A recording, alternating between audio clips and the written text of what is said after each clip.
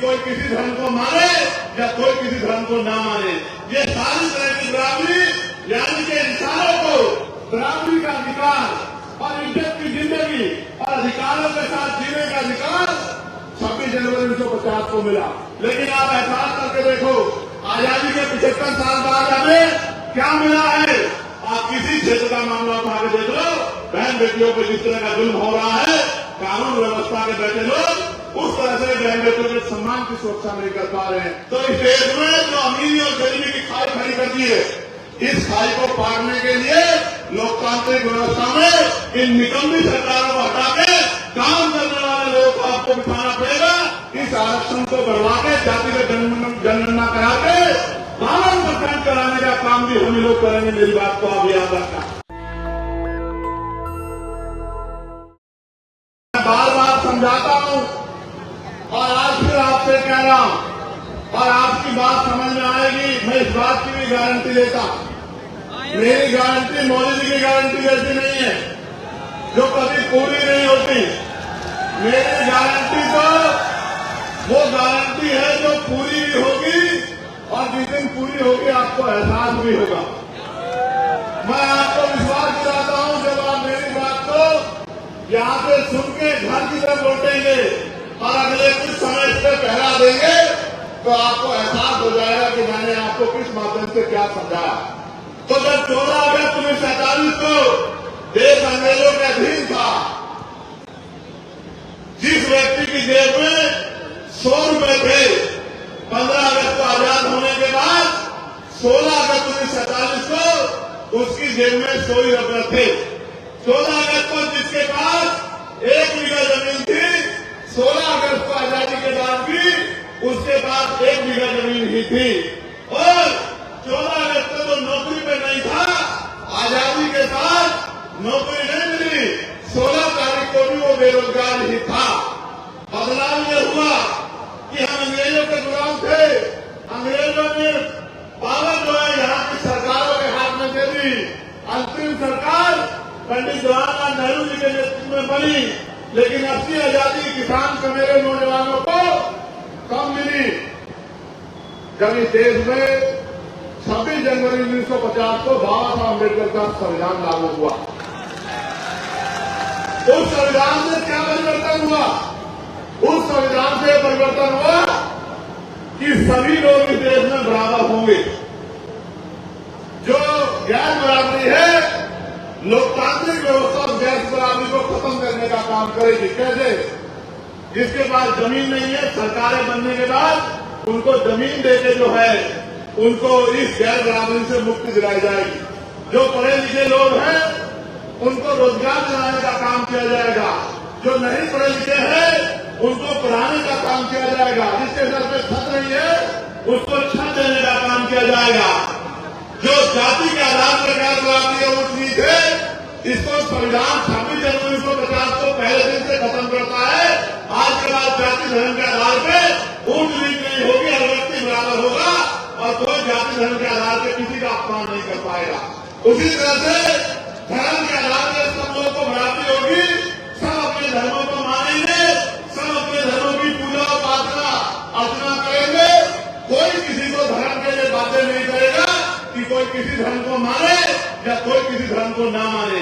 ये सारी तरह की बराबरी यानी कि इंसानों को बराबरी का अधिकार और इज्जत की जिंदगी और अधिकारों के साथ जीने का अधिकार 26 जनवरी 1950 को मिला। और जिम्मेदारी सौंपी गई सरकारों को कि सरकार अंतिम व्यक्ति की पीड़ा को सुनने का काम करेगी। लेकिन आप एहसास करके देखो, आजादी के 75 साल बाद हमें क्या मिला है। आज भी हजारों लोग ऐसे हैं या लाखों लोग ऐसे हैं जिनके सरों पर पक्की छत नहीं है। मैं अभी दिशा कमेटी की मीटिंग में बिजनौर गया था। पिछली बार हमारे यहाँ 933 मकानों का लक्ष्य था, इस बार फिर अभी भी लक्ष्य है। मैंने बैठते ये कहा कि जिलाधिकारी महोदय, अगर मेरे लोकसभा क्षेत्र में एक भी घर ऐसा होगा जो कच्चा होगा, जिसके सर पर छत नहीं होगी, तो ये बिल्कुल किसी कीमत पर स्वीकार नहीं किया जाएगा। आप डाटा बनाइए, व्यवस्था कीजिए। मुझे प्राइम मिनिस्टर के पास जाना पड़ेगा, किसी और मिनिस्टर मेरे पास जाना पड़ेगा।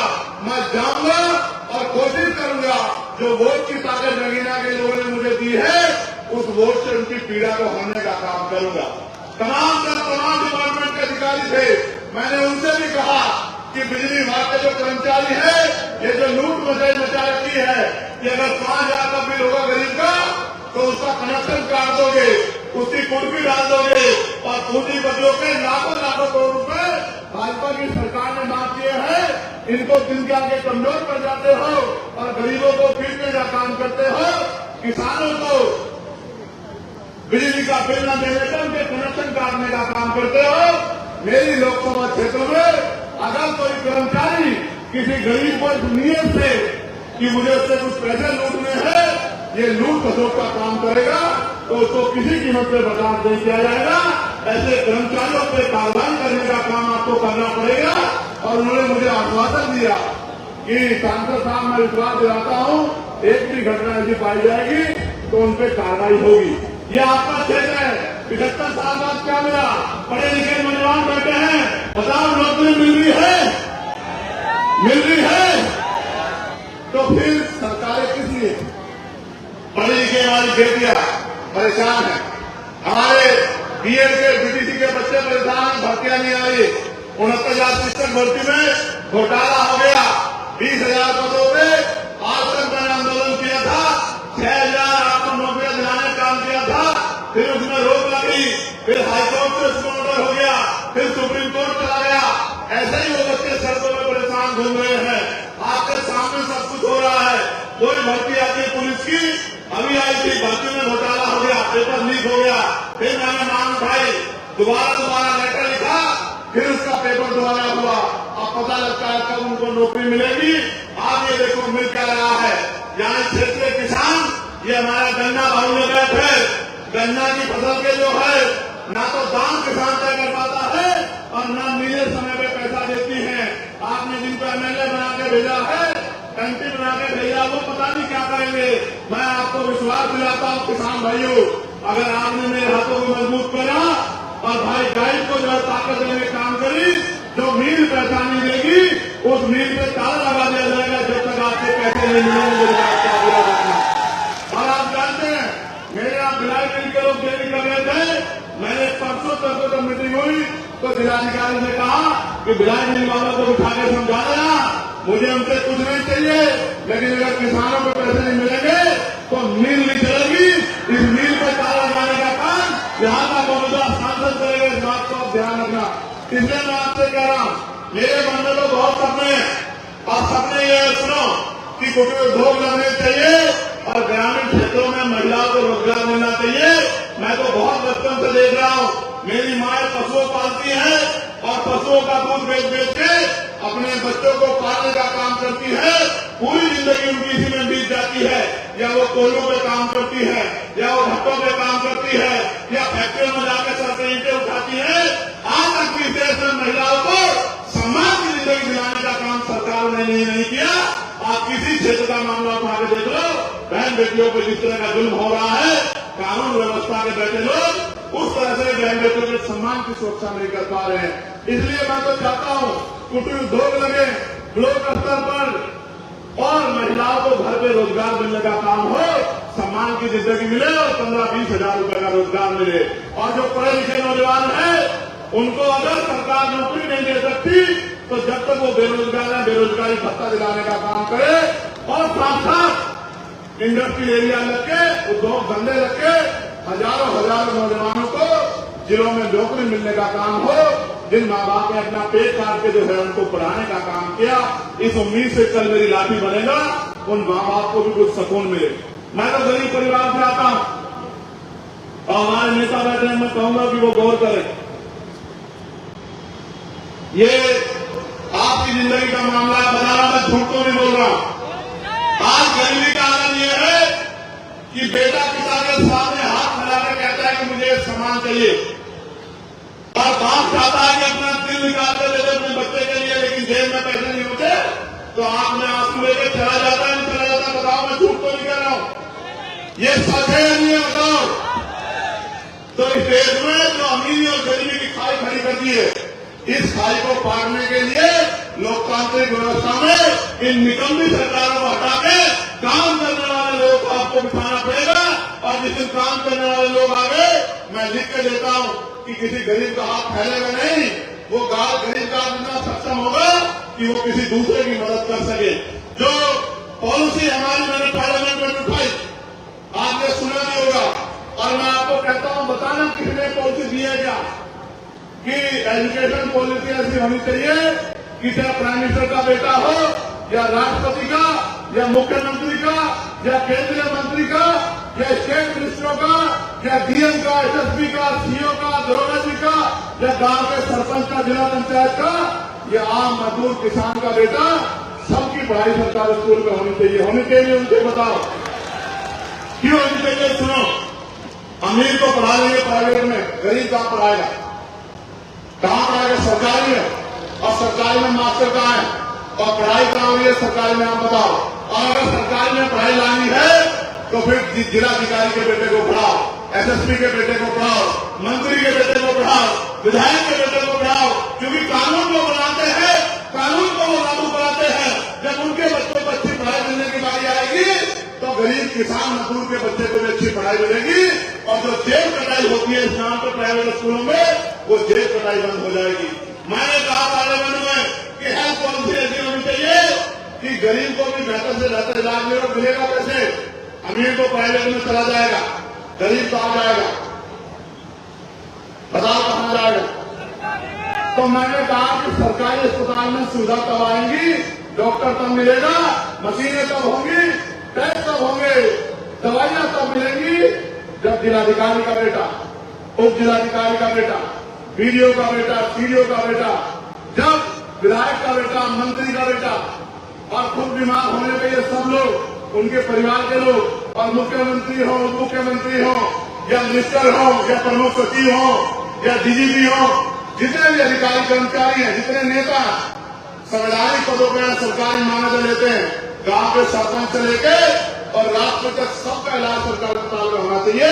जब एक बेड पे किसान लेता होगा और दूसरे बेड पे जिले के जिलाधिकारी लेते होंगे या एसएसपी लेते होंगे, बताओ अच्छा इलाज होगा नहीं होगा? बताओ होगा नहीं होगा? बताओ। और आज जो प्राइवेट में जाके जेब कटाई होती है, बंद होगी नहीं होगी? आपके जीवन में बदलाव होगा नहीं होगा?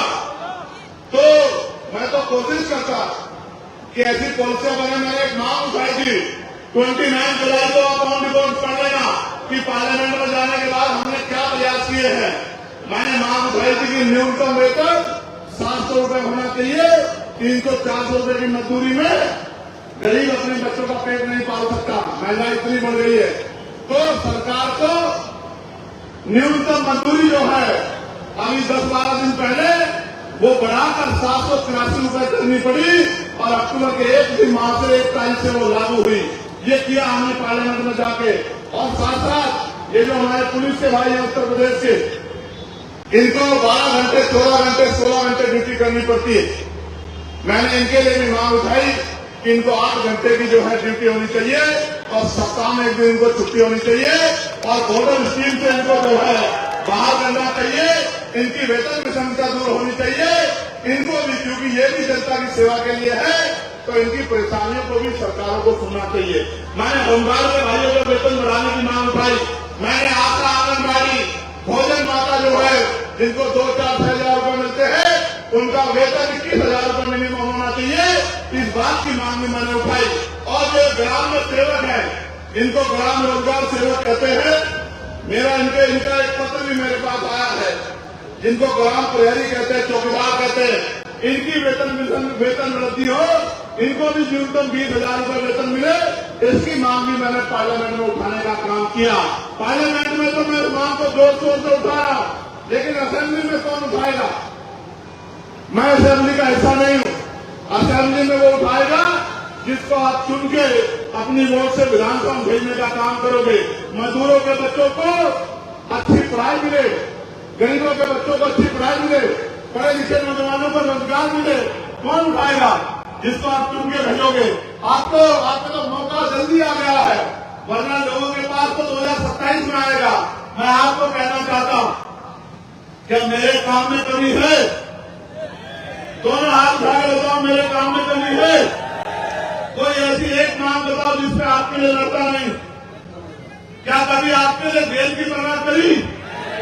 क्या लाठी की परवाह करी? और तो गोली भी खानी पड़ी, क्या गोलियों से डरा? तो जब मैं पीछे नहीं हट रहा हूं तो महापुरुषों के सपने को पूरा करने के लिए आप लोग क्यों पीछे हटना चाहते? बताओ, मदद करोगे नहीं करोगे? मैं विश्वास दिलाता हूं किसान भाइयों को कि किसान किसी के दफ्तर में कागज लेके नहीं खड़ा होगा अगर उसने मुझे ताकत देने का काम किया, भाई जायज को ताकत देने का काम किया, वोट की ताकत से मजबूत करने का काम किया। मैं आपको विश्वास दिलाता हूं हम संघर्ष करेंगे, इतना संघर्ष करेंगे कि हर गांव तक, गली गली तक जाएंगे। हमने तैयारी करनी है। ये इम्तिहान है मीरापुर के लोगों, इस इम्तिहान को अपना इम्तिहान बना लो। ये जो मेरा इम्तिहान है, जाहिर का इम्तिहान है, आजाद समाज पार्टी का इम्तिहान है, इसको अपना इम्तिहान बना के एक ताकत यहाँ से बना के दे दो। और फिर आप देखना कि पूरे प्रदेश में गली गली गांव गांव घूम के, और मैं विश्वास दिलाता हूं अपने पिछड़े वर्ग के भाइयों को, पाल समाज के भाइयों को, प्रजापति समाज के भाइयों को, कश्यप समाज के भाइयों को, गुर्जर समाज के भाइयों को, जाट समाज के भाइयों को, सिख समाज के भाइयों को और तमाम सैन समाज के भाइयों को, विश्वकर्मा समाज के भाइयों को कि उनके बच्चों को भी जो आरक्षण का लाभ मिलना चाहिए था 52% आबादी होने के बाद, इस आरक्षण को बढ़वा के जातिगत जनगणना करा के 52% कराने का काम भी हम लोग करेंगे। मेरी बात को आप याद रखना। मैं तो आपसे कह रहा हूं, डर के साए में क्रिश्चियन समाज के लोग, मुस्लिम समाज के लोग, कोई दाढ़ी पकड़ के मार देता, कोई टोपी पहनने में मार देता। और आज तो आलम क्या हो गया, एक माहौल बना जा रहा है वीडियो बनवा के कि हर धर्म के इसके खिलाफ, कभी बुद्धिस्टों के खिलाफ, कभी सिख भाइयों के खिलाफ, और ट्रेन बना के हजरत पैगंबर मोहम्मद साहब के खिलाफ जिस तरह की बयानबाजी करके जो है वही बंटवारा करने का, हिंदू मुस्लिम करने का जिस तरह का प्रयास किया जा रहा है, ये भी किसी छिपावा नहीं है। और ये जो लोग भाषण देते हैं चाहते हैं, मैं आपको भी सावधान करते हुए कहना चाहता हूं, ये चाहते हैं कि आप इलेक्शन करें, सड़कों में आए, और जब आप सड़कों में आएंगे तो इनका एजेंडा कामयाब हो जाएगा। जो सरकार में लोग बैठे हैं, मैं आपको कहता हूं, आप बताओ सड़कों पे जब आपने हमें वोट दी है और हमारा साथ देने की बात कर रहे हो तो आपके आंसू पोंछने का काम और आपके हर उठी हुई उंगली को रोकने का काम हम लोग करेंगे। इस बात का भी मैं आप लोगों को विश्वास और वचन देता हूं।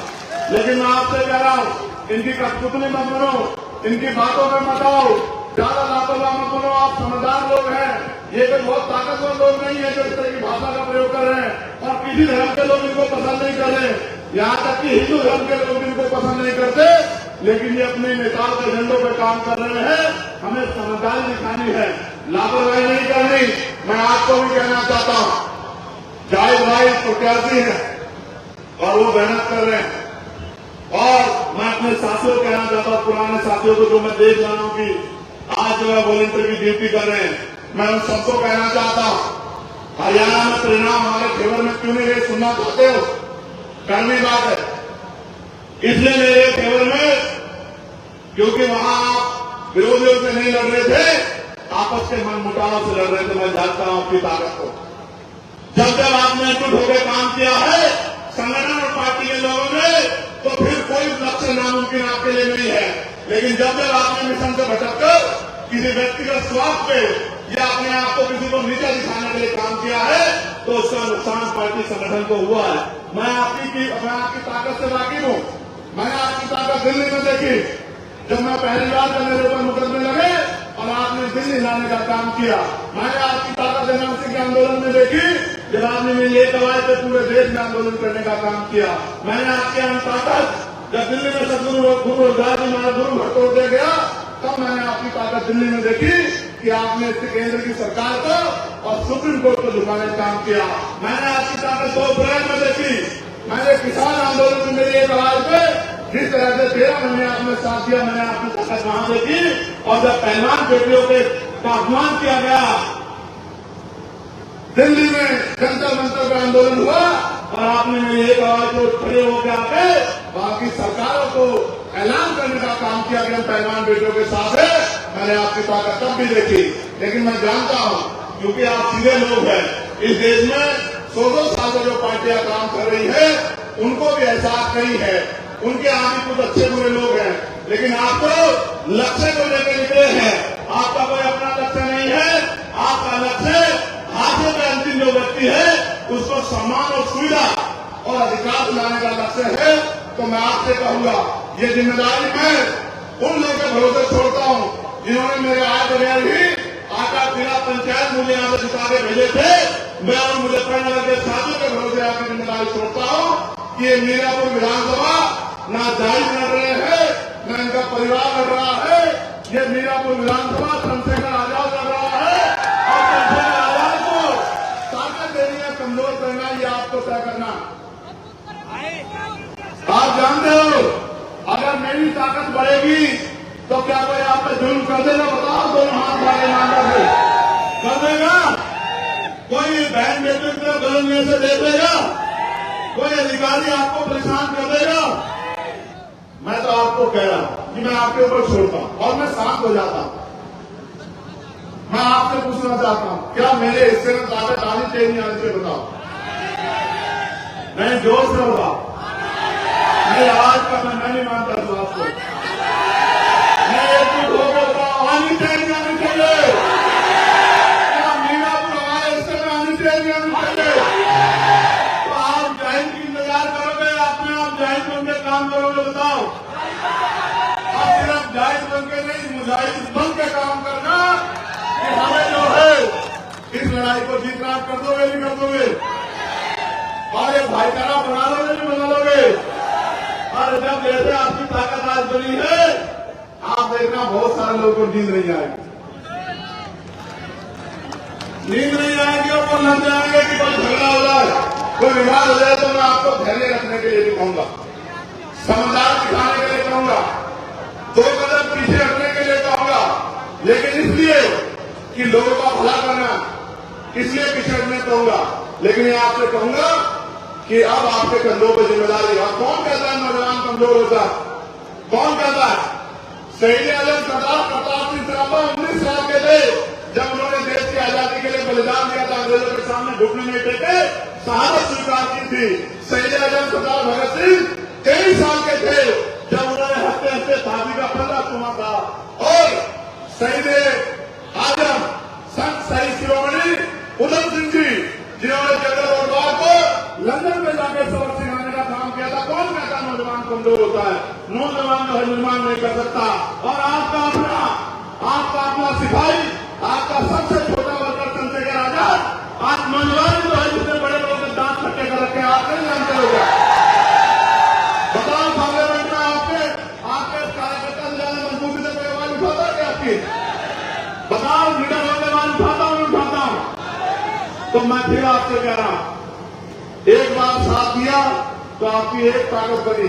अब उत्तर प्रदेश में लक्ष्य बना लो और कुछ पार्टियां तो आपको हराने के लिए लड़ेंगी। याद रखना मेरी बात, वो भाजपा से नहीं लड़ेगी जिसका से चुनाव होगा, या सीधा सीधा चुनाव भाजपा से होगा। ये बात को मेरी याद रखना और हौसले बुलंद रखना, क्योंकि वो शाम दाम दंड भेद और मशीनरी पुलिस सबका प्रयोग करेंगे। डर तो नहीं जाओगे?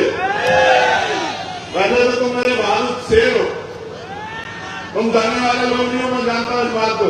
और ये तो तुमने खतौली में भी करके दिखाया था कि मैं नहीं जानता इस बात को कि बड़े बड़े लोगों को भूत बनाने का काम किया था। लेकिन मैं आपसे कह रहा हूं, अगर ताकत नहीं बनाओगे तो सड़कों में नारे लगाते रह जाओगे, और ताकत बनाओगे तो फिर आपके क्षेत्रों में काम करा पाओगे, पॉलिसी बनाने के भी कानून असेंबली में बनेंगे। लखनऊ में, मीरापुर में नहीं बनेंगे। मीरापुर के लोग को वोट की ताकत देकर भेज सकते हैं। नेशनल दस्तक की आपसे गुजारिश है कि अगर इसको बचाना चाहते हैं तो नेशनल दस्तक को सब्सक्राइब करने के लिए रेड कलर के सब्सक्राइब बटन को दबाएं, फिर बेल आइकन की घंटी दबाएं। नेशनल दस्तक को बचाने के लिए बहुत जरूरी है कि हर खबर को शेयर करें, लाइक करें, कमेंट जरूर करें।